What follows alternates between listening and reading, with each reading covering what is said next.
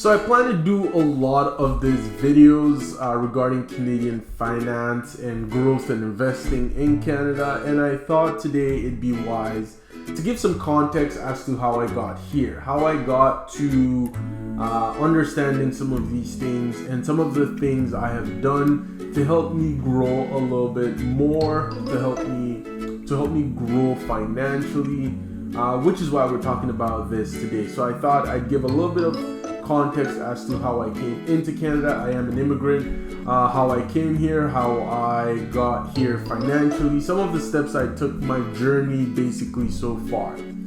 So I hope this video will, help someone who is either planning to come to Canada or who is currently in Canada and trying to grow financially.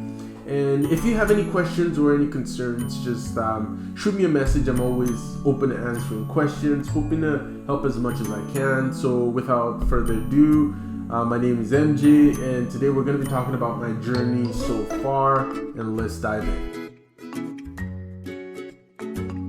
I came in 2015. I'm an immigrant. Like I said, I came in on a study permit which is a student visa.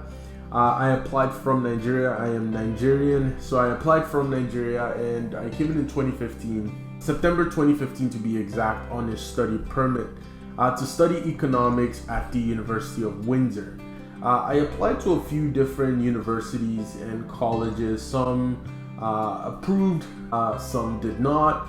And out of the ones that gave me admission to come to Canada, I picked the University of Windsor because of price and because of cost of living. So I did some research when coming in, and I tried to rank the universities that I would want to go to. It was also based mainly on who offered the program that I wanted to take, and cost. Cost was a big factor coming in, cost of the university and cost of the environment I was going to be living in.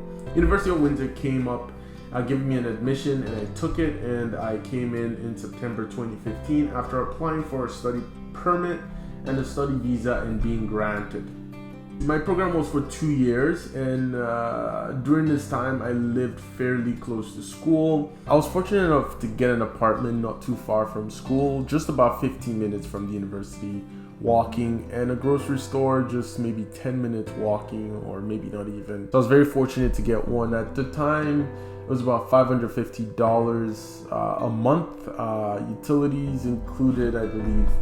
The only other thing I had to pay for then was my cell phone bill and the internet bill at the apartment. It was I thought it was quite expensive back then, but knowing what I know now, that was pretty cheap. I asked about a year ago to find out how much the apartment building cost today, and that was about $900. And I think it was 2019. Yes, $900 at the time.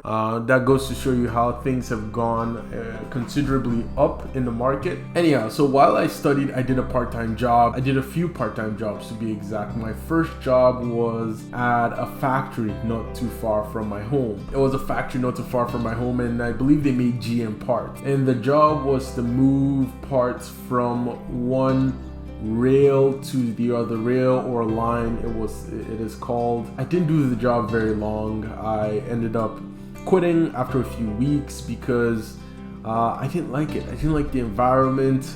The hours were not really working out. And then after another few weeks, I did end up getting another job in another factory not too far from there.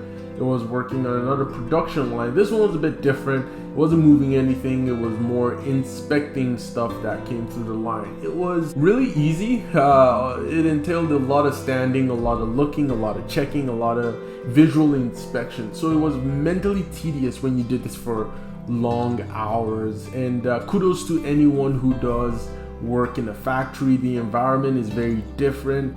It requires a lot of mind training, a lot of mental endurance to do that kind of work. Anyhow, I worked there for a little while, and then I ended up quitting because I needed to get a job in sales. See, I realized very early on that one of the key ways to make money in Canada, and this is for all immigrants coming in, is sales. If you're able to land a job that helps you interact with people, helps you grow skills, helps you sort of learn from other people in a very short period of time.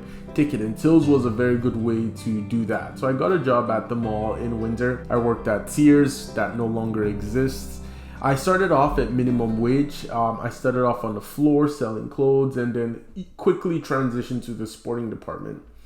That job was good for two things. It helped me really learn a lot about the Canadian work environment, because there was me as a sales associate, which was on the floor. There was my boss, who was like the department head and the boss of the store, and it helped me really learn very quickly how to exchange money, because up to that point I never dealt with cash directly besides buying stuff. It taught me very quickly how to exchange money. It taught me very quickly how to have a rapport, build a rapport, and how to sell. I learned very quickly. I sold quite a lot of equipment, and when it came time, I had to leave. This was towards the end of my degree. I had not finished my master's program yet, so I was just about rounding up, but I knew it was time to start looking for a job closer to my field.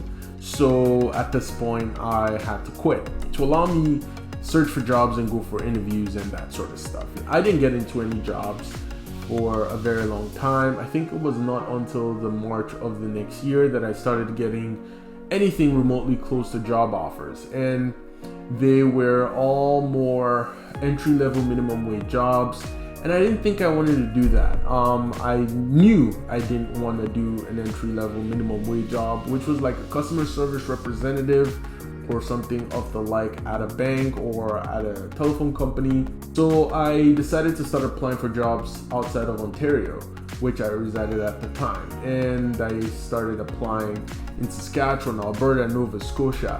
I eventually got a job in Regina, Saskatchewan, which was my entry-level job. I'm not gonna name the names of the companies here, but I did, and I had to move out all the way to Saskatchewan, where I worked for a period of time, and then moved again, and then came back to Ontario. In this time, I learned quite a lot because I was working for a financial institution. There's 5 main banks in Canada, and I worked for one of them. I learned very quickly about the Canadian finance industry. I learned everything from account openings to investment accounts, to saving accounts, to long-term investment portfolios. Everything I could learn within that short period of time, I did, and that really set me on a path to success. Prior to this, my keen aim was on how the Canadian economy worked. How did people amass wealth? How did people get high interest savings account? Because I've always been keen on not making a lot of money in the shortest amount of time, but how the money I make can grow while I'm not working. It's something I've always been very concerned about. So getting into the banking was something I was very keen on. However, while I worked there, I learned very quickly that a way to grow wealth in this country very quickly, very rapidly, was investing and real estate. When I moved out to Saskatchewan, a key thing I needed to remember was keeping my basic expenses low, which is rent, transportation, food, and all of that, which I did quite well because in Saskatchewan, accommodation was quite cheap.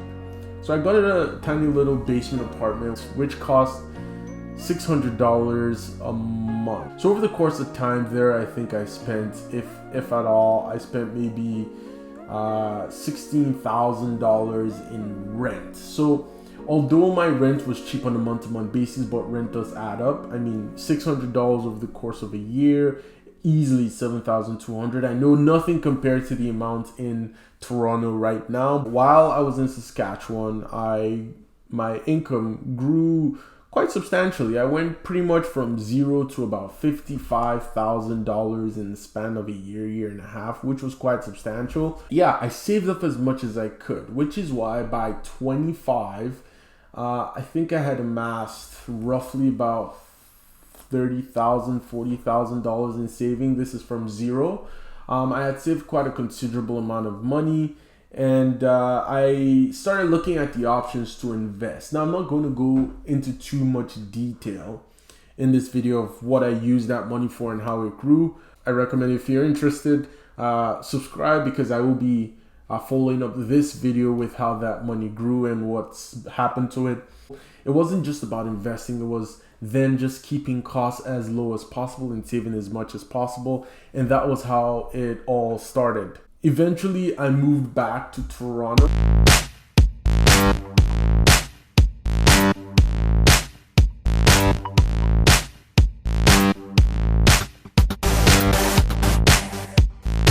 Where I got a job paying me substantially higher, allowing me to save substantially more. But as you know, in Toronto, prices are quite expensive with renting. My month-to-month rental skyrocketed, in my opinion, from $600 in Saskatchewan to just about $1,200 here in Toronto. Working downtown Toronto, I have tried to live as close to work as possible. Because when I did the overall calculation with living farther from work and the commuting distance, the amount factored out to just about the same, maybe a $50 difference to a $100 difference, which is something that I implore a lot of people to look at. If you are commuting quite a distance to work, you want to look at how much it's costing you to commute and the time you're spending to commute, and maybe even find a part-time job that can help you subsidize some of that expenses. So yes, I did end up leaving close to Toronto, Etobicoke. I lived there for, well, until the pandemic, and it was quite nice. It was quite close to work. It got me there in maybe 15-20 minutes to downtown Toronto. And what I did on the weekend was, many weekends I'd work part-time, and it was quite a good gig. I worked again sales part-time on the weekend where I could quickly save some money to subsidize my expenses during the week. It was a pretty good gig. I made roughly about $23 an hour, $24 an hour some days, working part-time, and I had my full-time job. So you see, very quickly the income did add up. I've been very lucky to grow quite fast here in Canada, which is why I say it's given me the opportunity to grow, to work really hard and see some of those returns come back, because that's what Canada provides when you're able to put the effort in, go out of your way to find ways to make money. There are opportunities out there that could provide that avenue to make money, invest, and grow. After all of this, I think it was in 2018 when I decided, hey, I had saved enough. It was time to purchase my first property. It was that idea of being able to create wealth from nothing, because I started off with zero, grew up to being able to save $40,000, and then investing that into real estate. The purpose of this video again is not to flex or show, hey, look at me, this is what I've accomplished. It's to show you guys that there is that opportunity to move here, get a job, and grow a life and grow a career, which has happened to me, and I believe it's happened to me in quite a short period of time compared to a lot of other parts in the world. There's a lot of opportunity here, and over the next few weeks, I'm going to be discussing a lot of what I did to save, a lot of the approaches I took, a lot of the accounts that are helpful to people like me, immigrants, and just general people in Canada.